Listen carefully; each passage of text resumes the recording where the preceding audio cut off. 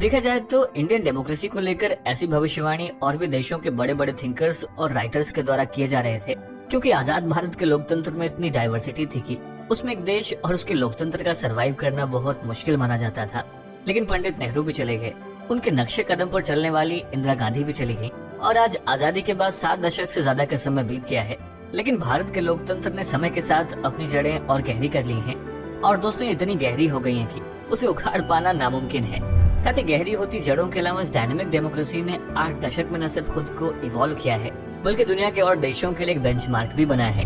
ऐसे में समझना जरूरी है कि जिस डेमोक्रेसी की कोई गारंटी नहीं थी, वो दुनिया की सबसे बड़ी लोकतंत्र कैसे बनी। दोस्तों, आज के इस वीडियो में हम इंडियन डेमोक्रेसी के एवोल्यूशन और उसके वंडर को समझने की कोशिश करेंगे। ये वीडियो यूपीएससी मेंस के एसए पेपर और जीएस पेपर 2 में Indian polity and constitution topic के लिए इम्पोर्टेंट है। आपको इससे रिलेटेड मेंस प्रैक्टिस क्वेश्चन इस वीडियो के एंड में मिल जाएगा। स्वागत है आप सभी का स्टडी आईक्यू।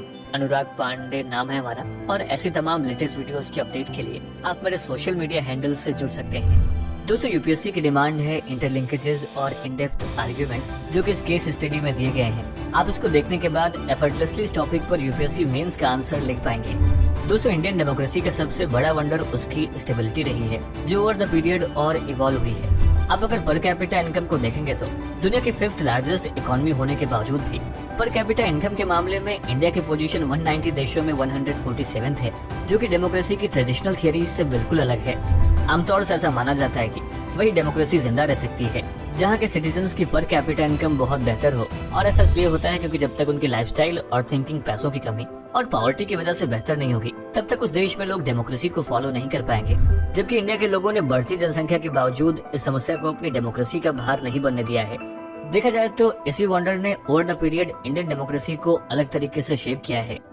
दूसरे वंडर की बात करें तो आमतौर से ऐसा देखा जाता है कि जिन देशों में एथनिक और रिलीजियस डाइवर्सिटी होती है, वहाँ पर डेमोक्रेसी बहुत मुश्किल से पॉसिबल हो पाती है, जिसे लेकर इंडियन डेमोक्रेसी पर बहुत से एक्सपर्ट्स और पॉलिटिकल साइंटिस्ट ये बोल चुके थे कि इंडिया में एक कॉन्टिनेंट जैसी डाइवर्सिटी है, उसे एक नेशन में फिट करके डेमोक्रेसी बनाया ही नहीं जा सकता, क्योंकि कोई भी ग्रुप डायरेक्ट इंडिया से जुड़ने से पहले अपनी एथनिसिटी या रिलीजियस कम्युनिटी से जुड़ता है, इसलिए डाइवर्सिटी में डेमोक्रेसी पॉसिबल नहीं हो सकती।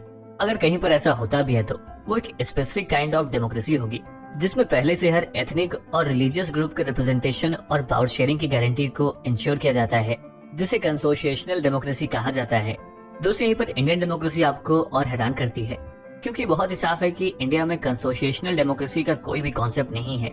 यहाँ पर किसी भी तरह की डाइवर्सिटी को अलग तरीके से पावर नहीं दिया गया है। उसके बावजूद लोग एक साथ एक ही डेमोक्रेसी में 7 दशक से रह रहे हैं। दुनिया के लिए जहाँ इंडियन डेमोक्रेसी एक क्यूरियस पजल है, वहीं इस पजल का एक हिस्सा ये भी है कि इंडिया की इतनी बड़ी डाइवर्सिटी में ग्रेटर फ्रेगमेंटेशन यानी अलगाववाद की भावना 7 दशक में इतनी कम कैसे हो सकती है।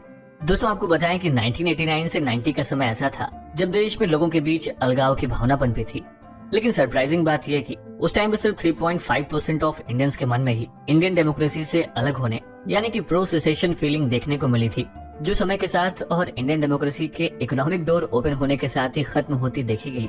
दोस्तों, ये इंडियन डेमोक्रेसी का एवोल्यूशन ही है कि समय से लोगों ने अपने अंदर ये एबिलिटी डेवलप कर ली कि वो एक साथ 2 से 3 आइडेंटिटी होल्ड कर सके, जैसे कि एथनिक और रिलीजियस आइडेंटिटी और उसके साथ ही नेशनल या फिर सब नेशनल आइडेंटिटी। लेकिन यहाँ पर समझने वाली बात यह है कि समय के साथ साथ लोगों की नेशनल आइडेंटिटी कभी भी उनकी बाकी आइडेंटिटी की वजह से कमजोर नहीं हुई है। यही कारण है कि इतनी डाइवर्सिटी के बावजूद बिना कंसोशिएशनल डेमोक्रेसी बने इंडियन डेमोक्रेसी अपनी स्टेबिलिटी को बनाए हुए है। दोस्तों, कुछ और वंडर्स की बात करें तो आज भी इंडिया में कास्ट और जेंडर को लेकर भारी असमानता है। इस एक्सट्रीमली अनइक्वल सिचुएशन के बावजूद भारत में डेमोक्रेसी कैसे प्रैक्टिस की जा रही है, ये बात सभी को हैरान करती है। साथ ही डेमोक्रेसी को संभालने वाले इंस्टीट्यूशनल फ्रेमवर्क जैसे कि इलेक्शंस आज भी इंडिया में हर बार बड़े लेवल पर हो रहे हैं, जिस वजह से भी इंडियन डेमोक्रेसी एक डायनेमिक और वाइब्रेंट डेमोक्रेसी मानी जाती है। दोस्तों, ये भी एक तरह के बहस का मुद्दा है कि आखिर ये इंस्टीट्यूशनल फ्रेमवर्क की क्वालिटी कितनी अच्छी है। खैर, इसे अलग से डिस्कस किया जा सकता है, लेकिन सिचुएशन चाहे जैसी भी हो, बाकी के देशों में जहां डेमोक्रेसी के बावजूद मिलिट्री या कोई डिक्टेटर कभी भी सत्ता में आ जाता है, भारत में वो समस्या कभी देखने को नहीं मिली। देखा जाए तो ये भी अपने आप में भारतीय लोकतंत्र की खूबसूरती है। लेकिन ऐसा नहीं कि हर समय भारत का लोकतंत्र एक जैसा था, बल्कि अगर आप आजाद इंडिया की टाइमलाइन को उठाकर देखेंगे तो आपको ये बहुत क्लियरली दिखेगा कि कैसे हमारे देश के लोकतंत्र ने समय के साथ साथ खुद को ट्रांसफॉर्म किया है। जिसकी बेहतर एनालिसिस के लिए आइए हम इंडियन डेमोक्रेसी के ट्रांसफॉर्मेशन पर एक नजर डालते हैं। दोस्तों, पॉलिटिकल साइंस में कई तरह के डेमोक्रेसीज के एग्जाम्पल मिल जाएंगे, जैसे कि people's democracies, guided democracies, liberal democracies, यहाँ तक कि अथॉरिटेरियन डेमोक्रेसीज। लेकिन डेमोक्रेसी की सबसे आइडियल फॉर्म लिबरल डेमोक्रेसी को माना जाता है। दोस्तों, इसी अलग अलग डेमोक्रेसी की बात करें तो भारत के पास इस समय डेमोक्रेसी के लिए एक अलग ही एडजेक्टिव मौजूद है और वो है वर्ल्ड्स लार्जेस्ट डेमोक्रेसी। लेकिन इंडिया के केस में डेमोक्रेसी के एडजेक्टिव समय के साथ चेंज भी हुए हैं। भारत ने कंजर्वेटिव डेमोक्रेसी से डेमोक्रेटाइजेशन ऑफ डेमोक्रेसी तक का सफर तो तय किया है, लेकिन अब देश में एथनिक डेमोक्रेसी भी देखने को मिल रही है।